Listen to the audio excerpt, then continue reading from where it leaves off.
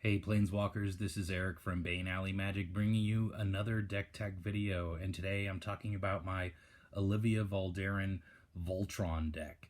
So Olivia Voldaren is 2, a black and a red for a 3/3 vampire with flying, and it has 2 abilities. The first one is you pay 1 and a red, and Olivia deals 1 damage to another target creature. That creature becomes a vampire in addition to its other types, and you put a +1/+1 counter on Olivia Voldaren. And the second ability is for 3 and 2 black, you gain control of target vampire for as long as you control Olivia Voldaren. So all on her own, in lots of different decks, I've seen Olivia just take over games all the time. She's just such a really powerful legendary creature, and I'm surprised I don't see it as a commander more often. It's a great commander for a vampire deck. In this case, I'm just doing a Voltron deck with it because I realized that's such a great strategy with her because she so often just gets huge. Her first ability, you can activate it as many times as you have the mana, so you can do it multiple times in a single turn, and every time you do it, she's getting another +1/+1 counter. And her second ability, it really works out great depending on whatever situation you're in. You either want to be removing your opponent's attackers, and in that sense you're gaining more blockers, or the flip side of it, maybe you want to remove your opponent's blockers and steal them in order to gain more attackers, right? So her second ability is just fabulous because in Voltron decks, we're usually going all of our eggs in one basket, right? Everything all in on this one creature. But what's great about Olivia is she gets us more creatures with her own ability as well as pumping herself up and making herself even bigger. So already when you play against Olivia, she's really scary. So when you put a bunch of equipment on her, she just gets terrifying. And this deck is done really good, actually. And very often you're going to be playing against people who are running vampires, sometimes even just vampire tribal, right? It's a very popular tribal deck. And so all the time Olivia just has free choices of what to steal. And that being said, also all the time I have my opponents kind of forget that she can steal their commander for just 7 mana, right? Instant speed. So all the time I play her, and then my opponents will just play their own commander, tap out, not even thinking. And I'm like, well, thank you very much. And I steal your commander, and now I'm killing you with your own commander. She's just so great at that. It sounds like your opponent should know better, but I guarantee you, if you're playing with this deck, at some point, one of your opponents is going to, punt and accidentally play their commander without even realizing you can just steal it at instant speed. So it's fabulous. All right, so let's get into the deck, starting with the creatures as usual. But in this deck, we actually only have 9 other creatures besides Olivia. So we have Goblin Engineer, which is 1 and a red for a 1/2 Goblin Artificer. When Goblin Engineer enters the battlefield, you may search your library for an artifact card and put it into your graveyard, then shuffle your library. And you can pay a red and tap Goblin Engineer and sacrifice an artifact to return an artifact card with converted mana cost 3 or less from your graveyard to the battlefield. So this is a slow tutor. I guess, maybe if you're building this deck, perhaps just get another tutor. I mean, we are playing black. I do have several other tutors in the deck as well, but yeah, it's just for tutoring up any artifact we need. I did also just get a copy of Darksteel Forge that I was planning on putting in this deck because I have so many artifacts, but I just couldn't figure out what to take out yet. So if you put Darksteel Forge in the deck, maybe you'll use Goblin Engineer to tutor that up. But unfortunately, this only gets you artifacts with CMC 3 or less from your graveyard to the battlefield. So this is mostly for, just getting equipment. Anyway, on to Magus of the Wheel. 2 and a red for a 3/3 human wizard. Pay to 2 and tap it and sacrifice it. Each player discards his or her hand and then draws 7 cards. Now, this is a wheel effect, and lots of your opponents might want it to happen. Lots of your opponents aren't going to want it to happen. So don't be surprised if this doesn't survive long enough to activate. But if you can somehow give it haste, you're going to obviously then activate it right away. But, again, if I had the money, I would probably buy, you know, a Wheel of Fate, of course. Who wouldn't, right? But in lieu of that, I am running Magus of the Wheel. Next, we have Godo, Bandit Warlord, 5 and a red for a 3/3 human barbarian. When it enters the battlefield, you may search your library for an equipment and put it directly onto the battlefield, and then shuffle your library. And when Godo attacks for the first time each turn, you untap it and all samurai you control, and after this phase, you get an extra combat phase, which is pretty sweet if Olivia has vigilance. But for the most part, this is just in here again for tutoring up a equipment. Next, we have Erebos, Dieu des Morts, God of the Dead. 3 and a black for a 5/7 indestructible enchantment creature god. And it says, as long as your devotion is less than, as long as your devotion to black is less than 5, Erebos isn't a creature, and your opponents can't gain life, and you can pay 1 and a black and pay 2 life to draw a card. And this last ability, you can do that as many times as you want to. I got the French version because most people know what this card does. You know, I think it's okay to get a foreign card as long as most people, you know, kind of know what the card does. It's a popular card. This is Erebos, God of the Dead. If you don't know the card, you should know it. And yeah, really great at preventing your opponents from gaining life. Also for drawing cards. And on the rare occasion, you might have it be a creature. Probably not going to happen very often in this deck. But, you know, we could steal a lot of our opponent's creatures and get our devotion up to 5. So certainly could become a 5/7 indestructible creature. Next, we have Master of Cruelties. 3, a black and a red for a 1/4 demon with first strike and death touch. Master of Cruelties can only attack alone. And whenever Master of Cruelties attacks a player and isn't blocked, that player's life total becomes 1. Master of Cruelties assigns no combat damage this combat. So, Master of Cruelties is not necessarily something that synergizes with the deck. This is just a badass card that you should probably put in any deck with red and black in it. It's just so sweet. I love Master of Cruelties. I put it in all kinds of decks. Number 1, just having first strike and death touch is the ultimate blocker. Right? As long as your opponents don't have first strike, this is just going to kill their attackers every time before it even deals any damage to Master of Cruelties. But yeah, then again, if it attacks alone and it isn't blocked, the opponent's life total becomes 1. 1. I mean, that means they're pretty much dead at that point. So it's pretty cruel, but I mean, if they don't have any blockers, you know, you're giving them lots of opportunities to figure it out. It's not like this thing has haste or anything. So it's not that cruel, but I think it's certainly a really cool card, and there are lots of ways if you're interested in turning this into a one-hit kill. You know, like if you're running what's it called, Kalia of the Vast, or Ilarg, the Raised Boar, or lots of different ways you can turn this into a one-hit kill. But in this deck, it's just a cool demon. Anyway, next we have Sire of Insanity, 4, a black and a red for a 6/4 demon. And it says, at the beginning of each end step, each player discards their hand. So every player is discarding their entire hand at the end of every single end step, at the end of everybody's turn. So nobody gets a hand anymore. So why would you put this in a deck? It's insane. It's the Sire of Insanity. Yeah, it is insane. But the idea is you play this when you are ahead on the board, right? When you have a really solid board sedate and everyone's really scared of you and they're all like, what are we going to do? What are we going to do? We got to find something to deal with the Olivia Voldaren deck.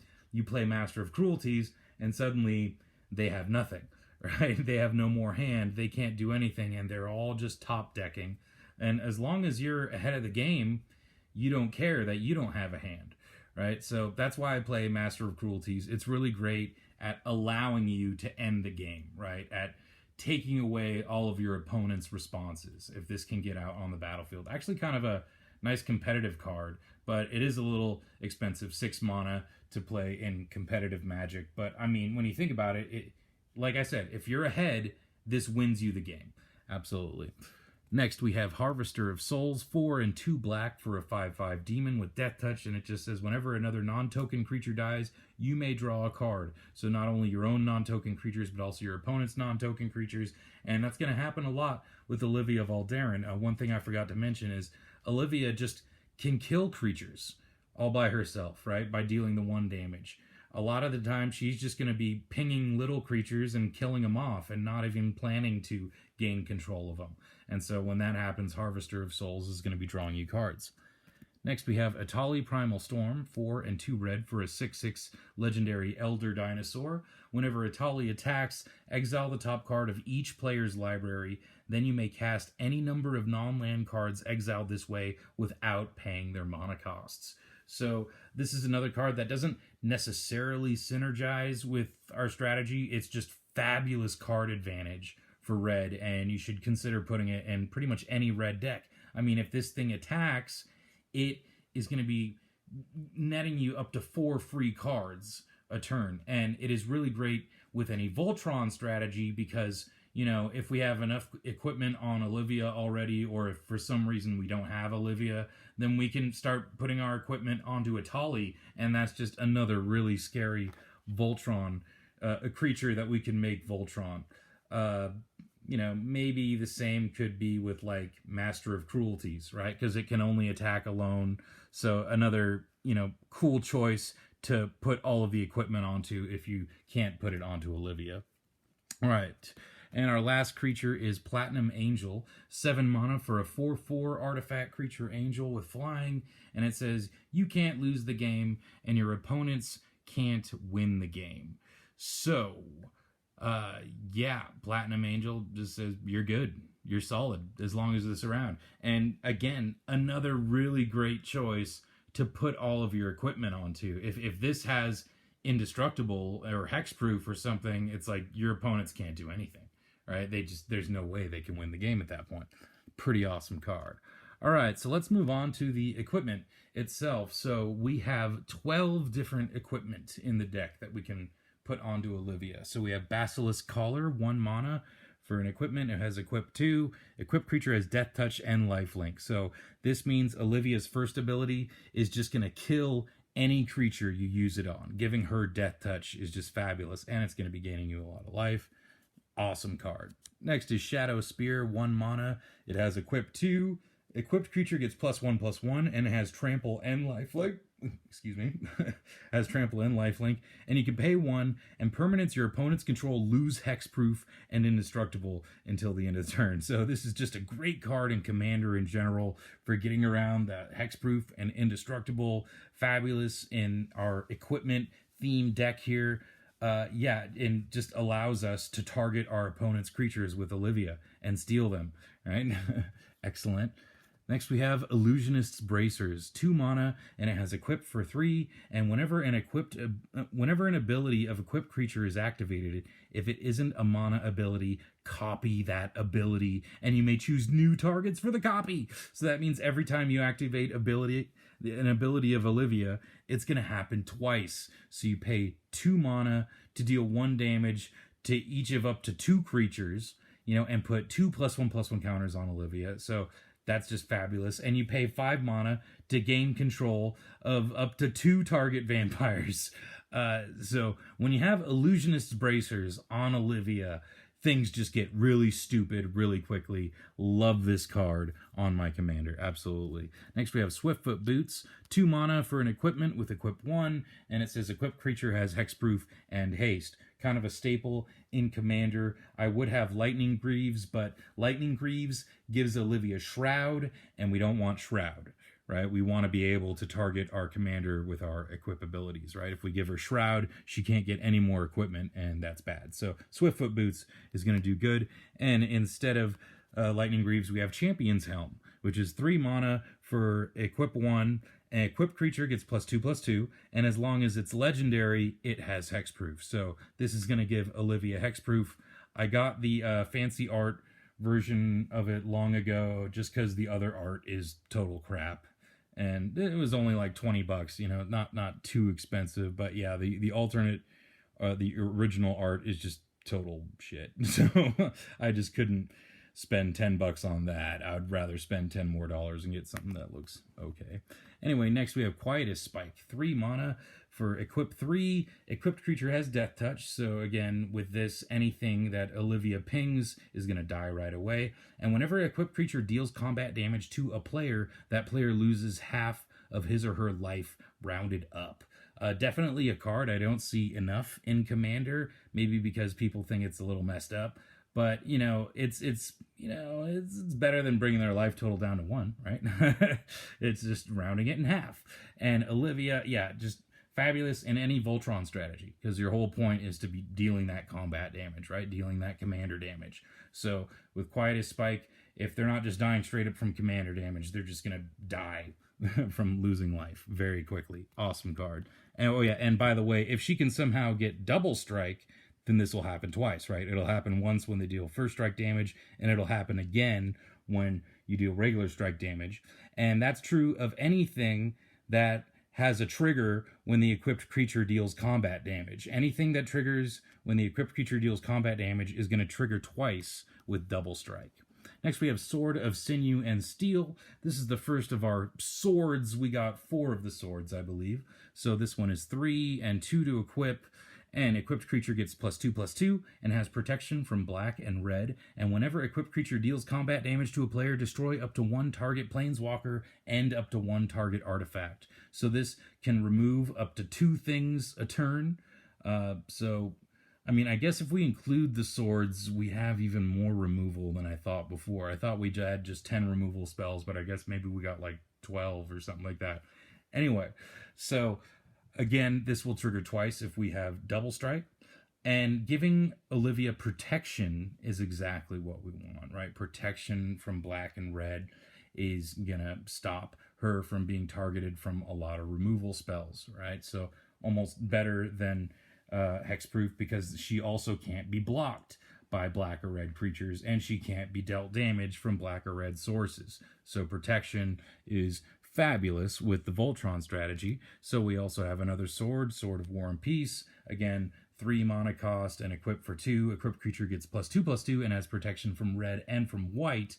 And whenever equipped creature deals combat damage to a player, Sword of War and Peace deals damage to that player equal to the number of cards in his or her hand, and you gain 1 life for each card in your hand.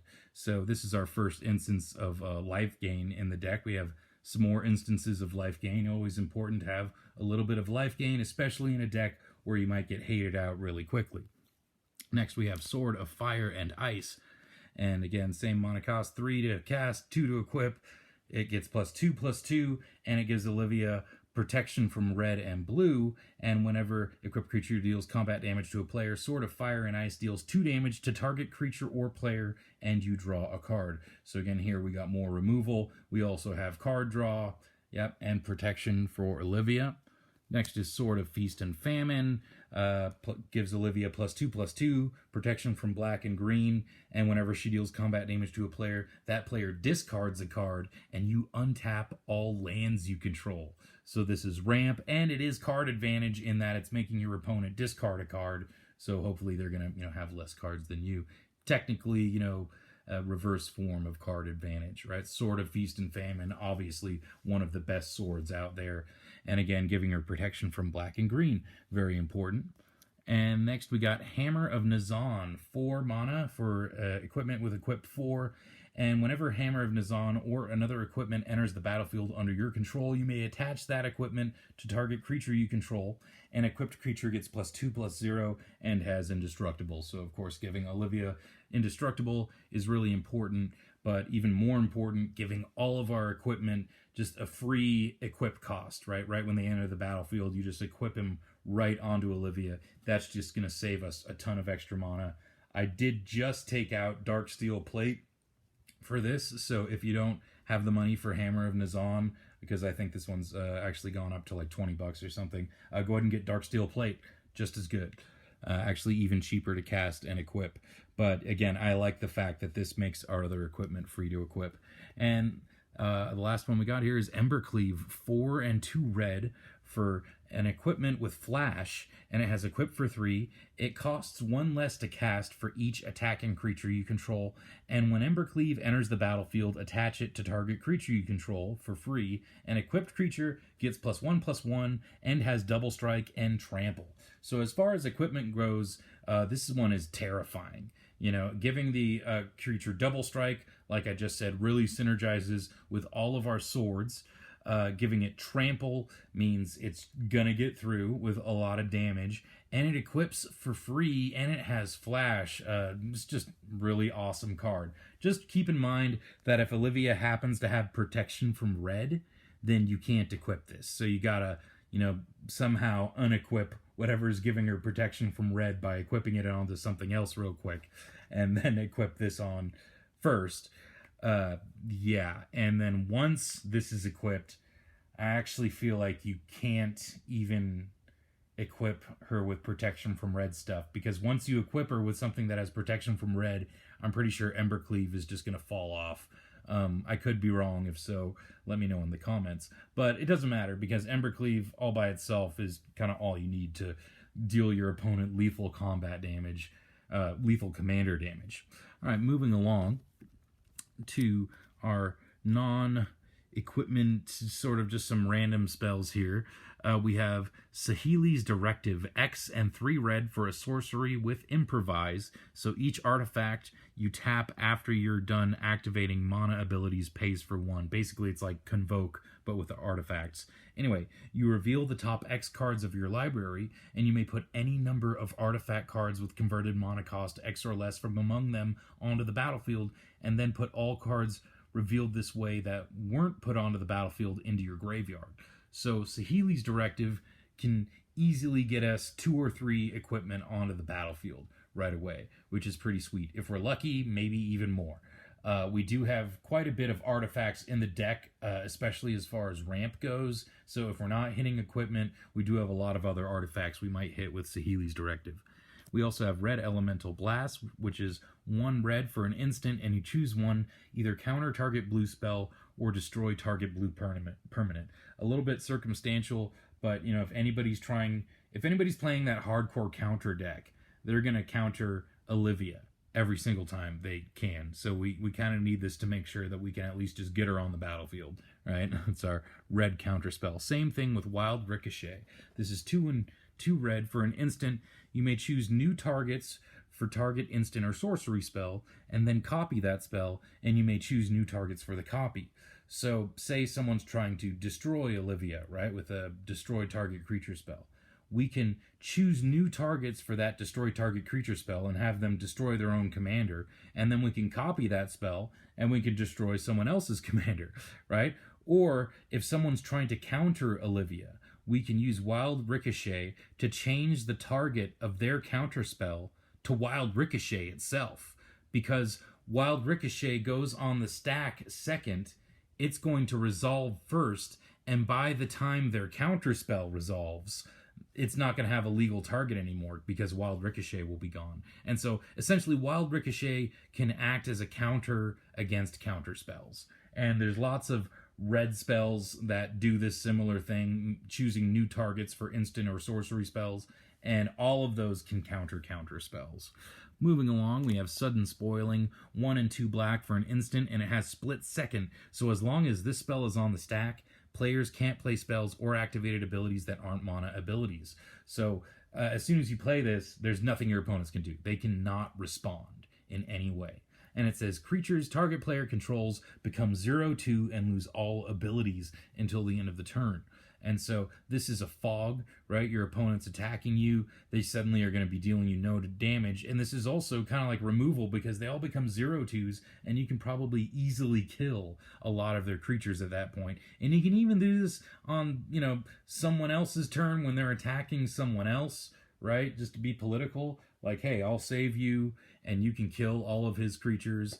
You do this after one of them declared attackers, right? And yeah, you can get political with this and definitely change the outcome of the game. Really cool card.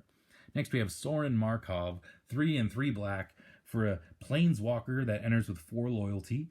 For For +2, it deals 2 damage to target creature or player, and you gain 2 life. -3, target opponent's life total becomes 10. And -7, you control target player during that player's next turn. So, as most people do, I'm putting this in the deck simply for that -3 ability, just to be a dick sometimes, right? You only want to use this on someone who's doing really good and who's dominating the game. And I'll just tell you from experience, there are going to be times when you can do this on like turn 4 or something, right? Let's just say you're just turn 1 ramp, turn 2 ramp, turn 3 ramp. Next thing you know, you can cast this on turn 4, and turn 4 make your opponent's life total become 10. Now, you just got to ask yourself, is this the kind of game where you want to do that? Because your opponents are going to find that offensive if it's a casual game, And if you want to keep your friends, you might want to wait to do that until later in the game when there's a clear threat, because if someone's not a clear threat and it's just turn 4 and you're just like, hey, guess what? Your life total becomes 10 because I can. It just leaves a salty taste in their mouth. So I wouldn't recommend it, though you can do it. And it's kind of the messed up thing about Magic, that you can't do certain things without feeling like a dick. But that's kind of how Magic is. If you do this to somebody on turn 4, you're going to feel like a dick. And, so don't. Just wait till someone's a threat and then do it to that person. Right? Because if you don't, then you're also going to have everyone gang up on you too. Unless it's a competitive game, then of course go ahead and do it. All right, next we have Torpor Orb. 2 mana for an artifact. It says creatures entering the battlefield don't cause abilities to trigger. So this is going to shut down a lot of our opponent's creatures. Anything that has an enter the battlefield trigger is going to get shut down. We do have 2 creatures in the deck with enter the battlefield abilities, which are Godo, Bandit, Warlord, and the Goblin Engineer. But they're just searching up equipment, and, we have plenty in the deck anyway, so it's not that big of a deal that Torpor Orb negates their enter the battlefield effects, but it is really great at, shutting down your opponent's enter the battlefield effects.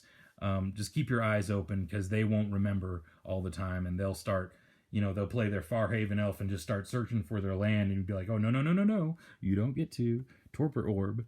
Next is Grave Betrayal, 5 and 2 black for an enchantment. Whenever a creature you don't control dies, return it to the battlefield under your control with an additional +1/+1 counter on it at the beginning of the next end step. That creature is a black zombie in addition to its other colors and types. Holy crap, this card is awesome. Not just in Olivia Voldaren, but just in general. In any black deck, go ahead and throw this in. It's a ton of fun. Someone board wipes. Suddenly you get all those creatures back under your control. But more importantly, it's great in any deck with a lot of removal, which again, we have removal stapled right onto our commander. So we can just pay enough mana into Olivia, kill whatever creature we want, and just get it right back right away with Grave Betrayal. Pretty sweet. Next is Crypt Incursion, 2 and a black for an instant. Exile all creature cards from target player's graveyard. You gain 3 life for each card exiled this way. So again, this is another card that is great in a removal sort of theme deck. Not that we're necessarily removal themed, but like we just have removal all the time right on our commander, right? And so we are going to have probably a lot of creatures in our opponent's graveyards. Also, this just totally ruins someone's, reanimation deck strategy, right? Someone has a big graveyard theme strategy or they're self-milling or something. This easily, all the time, gains me like 30, 40 life for just 3 stupid mana.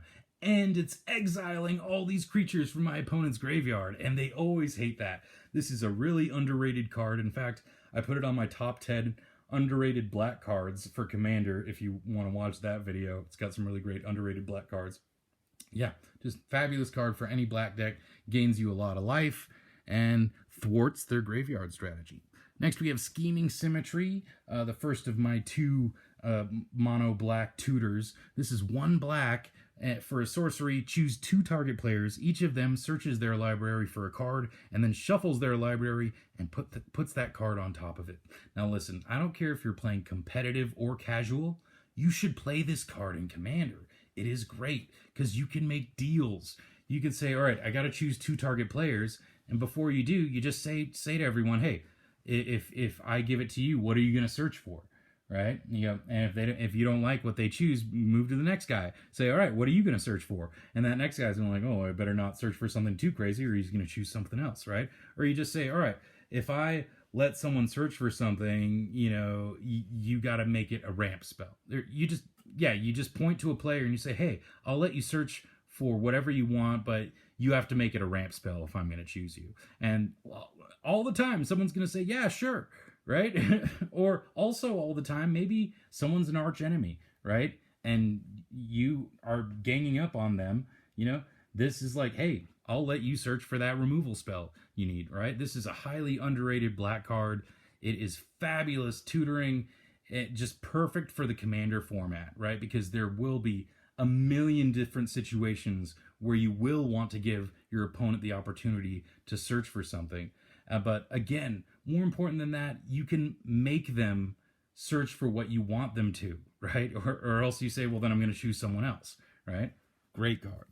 Next, we have Demonic Tutor, of course. 1 and a black for a sorcery. Search your library for any card and put it into your hand. Not a lot to say, just the perfect tutor for any black deck.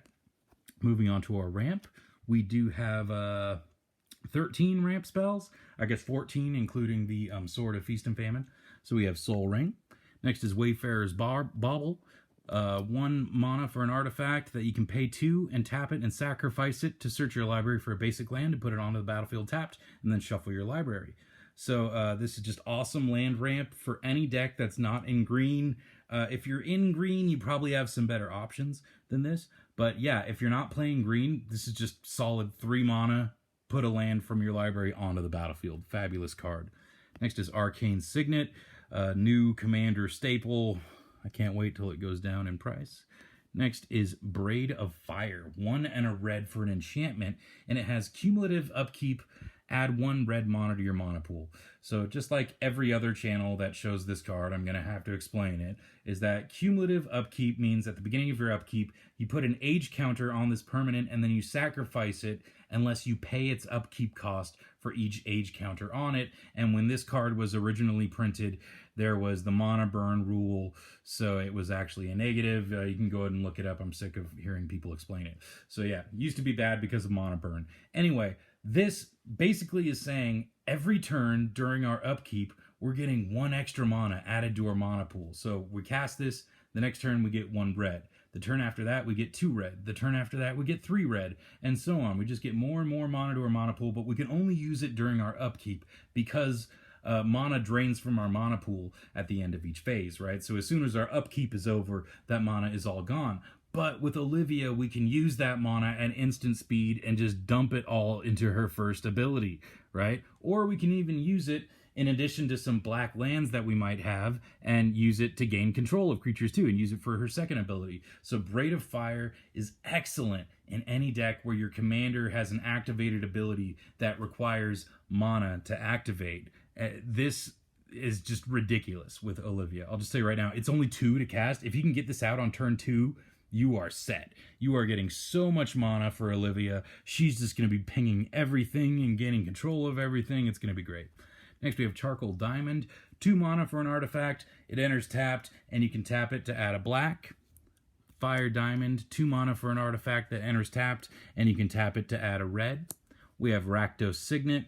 You pay 1 and tap it to add both red and black.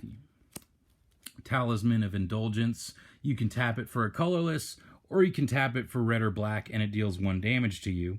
What's interesting is that when they printed this, the red mana symbol is like totally black and white. I don't know why they used to print it like that. It's super weird. Next, we have Dowsing Dagger. 2 mana for an equipment. So I guess we do have 13 equipment here. So this enters the battlefield, and target opponent creates 2/0/2 green plant creature tokens with Defender. The equipped creature gets +2/+1, and it's equipped too. And whenever equipped creature deals combat damage to a player, you may transform Dowsing Dagger. So what does this transform into? It transforms into Lost Veil, which is a land that taps to add 3 mana of any one color to your mana pool. That's right. This is like a Gilded Lotus for 2 stupid mana. For 2. So you cast this for 2, turn 2. maybe okay, Olivia, you can't get her out till turn 4. Turn 5, you equip this onto Olivia, and just in any deck where your commander has flying or evasion, or where your deck's themed around your commander attacking, put this in your deck. It is going to get you results all the time.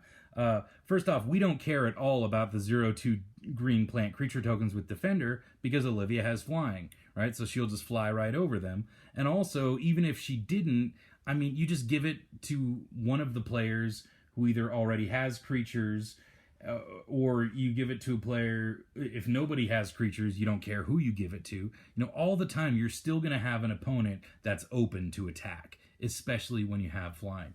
So I definitely recommend you put this in almost every commander deck you can that is themed around creatures or around your commander attacking. This is going to flip very easily, and also you'll make some friends along the way. You know, it's never bad to be like, hey, I give you 2 0/2 plant creature tokens with Defenders. Someone's like, thank you. It's a nice gesture from the deck that normally everyone's terrified of. Next, we have Druidic Satchel, 3 mana for an artifact. You can pay 2 and tap it and reveal the top card of your library. If it's a creature card, you get a 1/1 green sapperling creature token. If it's a land card, you put that card onto the battlefield. If it's a non-creature, non-land, you gain 2 life. So it is a total of 5 mana to get around to activating this, but if this even gets you just 1 land or 2 lands, I say it's worth it, right? And it is, if it's not getting you more lands, it's at least going to be getting you something instead. Going to be getting you life or getting you creature tokens, which is great. But yeah, if this can get you just a couple of lands on the battlefield, it's done its job, and really, I think a good ramp spell. Absolutely, in a budget sense anyway. Next, we have Revel in Riches, 4 and a black for an enchantment. It says, whenever a creature an opponent controls dies, create a colorless treasure artifact artifact token with, you can sacrifice it to add 1 mana of any color to your mana pool. And at the beginning of your upkeep, if you control 10 or more artifacts, or 10 or more treasures, you win the game. Yeah. So this is ramp, and it also can win us the game. And like I said, Olivia has removal stapled right onto her. I do own a copy of Dockside Extortionist. I think I have another one. I just haven't gotten around to putting it in the deck. But if you have this and Dockside Extortionist, both in the same deck, you can really easily get that win condition. Next, we have Black Market, 3 and 2 black for an enchantment. Whenever a creature dies, put a charge counter on Black Market. And at the beginning of your pre-combat main phase, add a black mana to your mana pool for each charge counter on Black Market. So, just like Braid of Fire, this gets stupid with Olivia. Especially if you have both of these, you're just going to have so much mana. Black Market in almost any black deck, it's gone up a lot in price, so I suggest you get it while it's low. It's probably gone up way too much by now anyway. But yeah, Black Market. Just for every creature that dies throughout the game, it's getting a charge counter, and then at your first main phase, you're getting that much black mana. It gets a ton. I've seen this have like 15 counters on it easily, and you're just getting 15 free black mana every turn. Fabulous. And again, fabulous with Olivia because she is a great mana sink, right? If you just have a ton of mana, you just dump it all into Olivia, and she just gains control of creatures or kills creatures, whatever you want. Next is Gilded Lotus, 5 mana for an artifact. Taps to add 3 mana of any one color to your mana pool. Alright, on to the card draw. We have Endless Atlas, 2 mana for an artifact that says you can pay 2 and tap it to draw a card. Activate this ability only if you control 3 or more lands with the same name. Thankfully, we're only in a 2-color deck, so, I wouldn't recommend this for 3-color decks, but if you're playing 2 or 1 colors, you probably have enough basic lands that this is worth it. Kind of going up there in price as well, because it is kind of a staple for any 1 or 2 color deck, so get them now while you can. But yeah, pretty sweet. You're just able to pay 2 mana to draw a card once a turn. Next is Wheel of Fate, a sorcery with Suspend 4. So for 1 and a red, rather than cast this card from your hand, you pay it for its suspend cost and you exile it with 4 time counters on it. At the beginning of your upkeep, you remove a time counter, and when the last is removed, you cast it without paying its mana cost. And when Wheel of Fate is cast, each player discards his or her hand and then draws 7 cards. So this is a wheel for just 2 mana. It does take 4 turns to finally happen, Hopefully during that time, you'll just empty your hand and draw a brand new hand of 7 cards. Pretty sweet. Also, I think you know, your opponents who don't want the wheel to happen, at least you're giving them 4 turns to figure out, you know, what they need to cast before the wheel happens. Next is Sign in Blood, 2 black for a sorcery. Target player draws 2 cards and loses 2 life, which will be you. Unless, I guess if an opponent is at 2 life, this will kill them. So that's pretty sweet flexibility there. Next we have Read the Bones, 2 and a black. For a sorcery, scry 2, then draw 2 cards and you lose 2 life. Next is Underworld Connections, 1 and 2 black. For an enchantment aura, you enchant one of your lands, and the enchanted land has, you can tap it and pay 1 life to draw a card. If you're a newer player, keep in mind that you can't do this and tap the land for mana. But it's pretty sweet. Basically, you're just paying 1 mana and 1 life to draw a card every turn. Next, we have Theater of Horrors. 1, a black and a red for an enchantment. At the beginning of your upkeep, you exile the top card of your library. During your turn, if an opponent lost life this turn, you may play cards exiled with Theater of Horrors, and you can pay 3 and a red to have Theater of Horrors deal 1 damage to target opponent or planeswalker. So the fact that it can hit planeswalkers is also, you know, something that might come into play sometimes. But yeah, Olivia is going to be easily dealing your opponent's damage, and it says you may play cards exiled with Theater of Horrors, so you can play lands that are exiled with this as well. Pretty sweet card advantage. Next we have Phyrexian Arena. 1 and 2 black for an enchantment. At the beginning of your upkeep, you draw a card and you lose 1 life. Now, you might be thinking this will kill you, but I mean, we start Commander with 40 life, so if this ends up dealing you 40 damage and drawing you 40 cards, if you don't have another way to gain life after that, I can't help you. But yeah, we do have ways to gain life in this deck, so we can gain that life back. But if you can get this down on turn 3, I mean, man, you are going to be so ahead of the game. You don't care about losing that life at all. Next, we have Vandal Blast. This is the start of our removal package, which we got, what, like 10, like I said, but with the equipment, probably more like 12 removal spells. So Vandal Blast is 1 red, destroy target artifact you don't control. However, you can pay instead 4 and a red to destroy each artifact you don't control. Pretty sweet. Next, we have Epic Downfall. 1 and a black for a sorcery. Exile target creature with converted mana cost 3 or greater. So as far as black removal goes, I like having exile. Lots of things have indestructible in Commander, so I like having exile on any removal spell. This is only 2 mana to cast, but yeah, the creature does have to have a CMC 3 or greater. Next is Bedevil. 2 black and a red for an instant. Destroy target artifact, creature, or planeswalker. Great flexibility.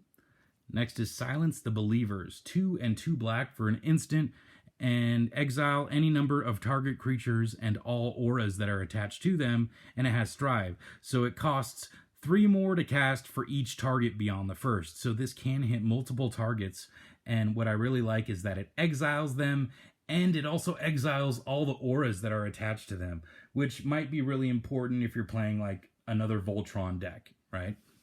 Playing against another Voltron deck. So yeah, this can hit multiple creatures and it exiles them. Pretty sweet card.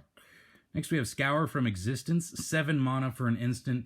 Exile target permanent. So it is a lot of mana, but this is really important for a red and black deck because we don't have any way to deal with enchantments, right? We have no enchantment removal in red and black. We do have a couple of other options besides Scour from Existence. So if you don't own Scour from Existence, you can get Steel Hellkite. It's a dragon that'll blow up any permanent you want it to. And there's also Chaos Warp. I just don't happen to have an extra Chaos Warp lying around. I guess Chaos Warp would probably be a better option than Scour from Existence, but this is a great budget option. Scour from Existence. Exile any target permanent, even a land. Next is Blasphemous Act. 8 and a red for a sorcery, but it costs 1 less to cast for each creature that's on the battlefield, and it deals 13 damage to each creature. Very often, you're just going to be casting this for 1 red mana, and I guarantee you 13 damage is enough to kill 99.9% of all creatures on the battlefield. Next is Magma Quake. X and 2 red for an instant. It deals X damage to each creature without flying and each planeswalker. So it doesn't deal any damage to us. It kills everything without flying and all the planeswalkers, but it doesn't hurt Olivia because she has flying. So pretty sweet. Next, we have Mizium Mortars. 2 red, and it's a sorcery, and it deals 4 damage to target creature you don't control. But instead, you may choose to pay 6 mana, 3 and 3 red. If you do, you deal 4 damage to each creature you don't control. Next is Earthquake. X and a red. It deals X damage to each creature without flying and each player. Again, this does not hit Olivia, which is sweet. Next is Decree of Pain. 6 and 2 black. Destroy all creatures. They can't be regenerated, and you draw a card for each creature destroyed this way. So this can draw you a ton of cards. But if you don't happen to have 8 mana, you can cycle it. So to cycle it, you pay the cycling cost, and you discard it and draw a different card. But remember, you can only cycle it from your hand. A lot of people think you can cycle things from the battlefield or from the graveyard or whatever. No, you can only cycle things when they're in your hand. All right, so with Decree of Pain, you pay 3 and 2 black, you discard it, and you draw a new card.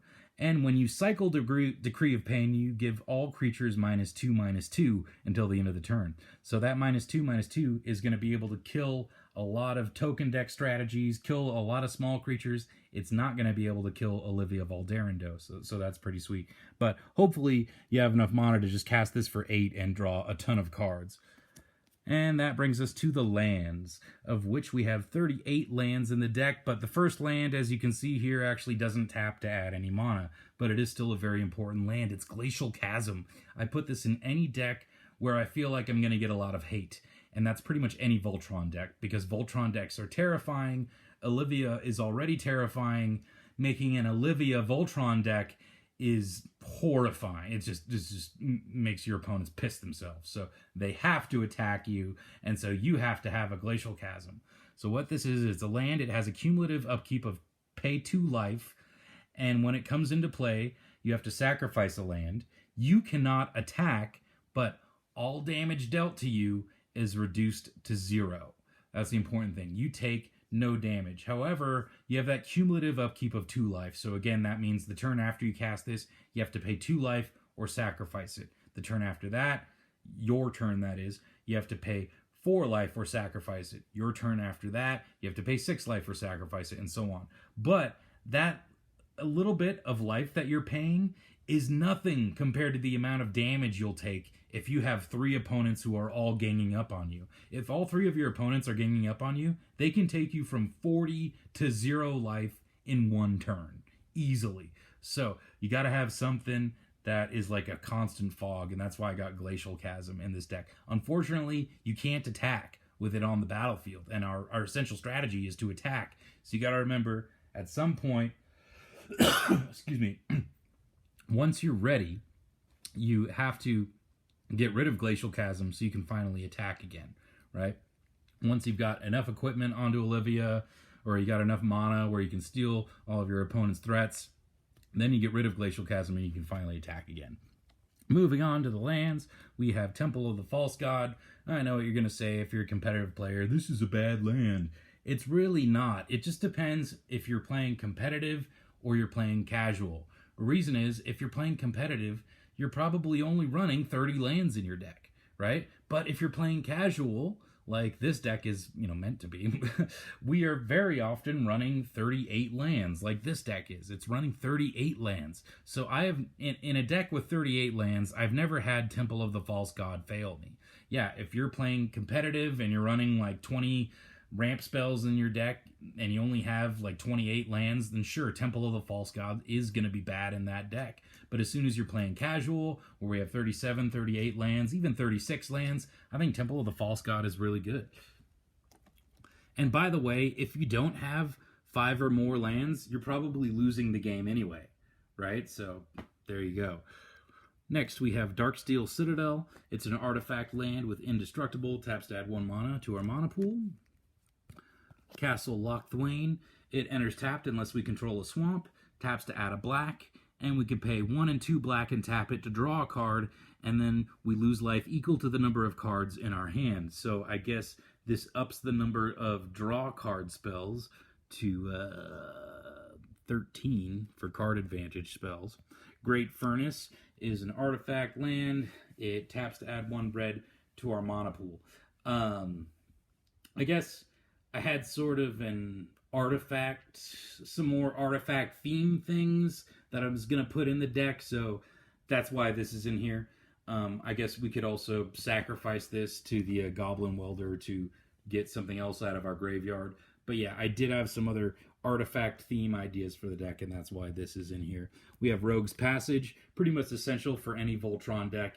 Adds 1 colorless to your mana pool, or you can pay 4 and tap it, and target creature can't be blocked this turn. Really easy to forget this is on the battlefield, so once you play it, don't forget you got an easy way to make Olivia unblockable. Westvale Abbey taps to add 1 colorless to your mana pool, or you can pay 5 and tap it and pay 1 life to put a 1/1 black and white human cleric creature token onto the battlefield, or you can pay 5 and tap it and sacrifice 5 creatures, and then you transform it and untap it. And when it transforms, it becomes Ormondal, Profane Prince, which is a 9/7 demon with flying, lifelink, indestructible, and haste. So this is a really sick creature that's on a land, you know, so you can put this in pretty much any deck that runs black, and it's just kind of a free demon in your deck. It's just a free slot because it's on a land, right? And it's really great in our deck because we can gain control of our opponent's creatures. So we can gain control of 5 of our opponent's creatures and then sacrifice those creatures to get Ormondal out. So yeah, Ormondal, it's unfortunate it can't be your commander, even though it's legendary. But yeah, sweet, sweet land for any black deck. Absolutely. Next we have Bojuka Bog. Enters tapped, and when it enters the battlefield, exile all cards from target opponent's graveyard, or target player's graveyard, and it taps to add a black to your mana pool. Pretty essential for any black deck, being able to thwart a graveyard-themed deck. Command Tower, of course. Shinka, the Blood-Soaked Keep, is a legendary land that taps to add red to your mana pool, or you can pay a red and tap it, and target legendary creature you control, or any target legendary creature gains first strike until the end of the turn. There's actually one of these lands for every color that's a mono color producing land that works with legendary creatures. So you should look them up. I'm sure they're going to go up in price. They're great for any commander deck, really. Next we have Reliquary Tower, so we have no maximum hand size. Temple of Malice, it enters tapped and it lets us scry 1. Blood Crypt enters tapped unless we pay 2 life. Adds red or black. Next is Contreforts de Ombrasang, another French card. English translation is Shadow Blood Ridge, which you pay 1 and tap it to add both red and black to your mana pool. So it's basically a signet on a land. There's a few of these lands. They're all pretty awesome. Then we got Rocky Tar Pit, which is sort of a really budget fetch land. It enters tapped. You can tap it and sacrifice it to search your library for a swamp or mountain and put it onto the battlefield and then shuffle your library. And then we got, one more. Lava Claw Reaches, which enters tapped. It taps to add black or red, and you can pay 3, and until the end of the turn it becomes a 2/2 that has pay X to give it plus X plus 0 till the end of the turn. So pretty sweet man land. And then we got some basic lands, and we actually have a sort of special thing going with the basics. Let me show you here. So we have a total of 22 basics, 11 mountains and 11 swamps. And if you look closely, let me get the focus right here. Let me zoom in a little. We have the panorama lands from the Kamigawa set.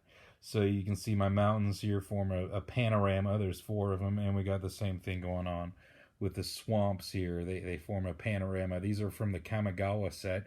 These still only go for like between 25 and 50 cents each, so it's not hard to throw these into your deck.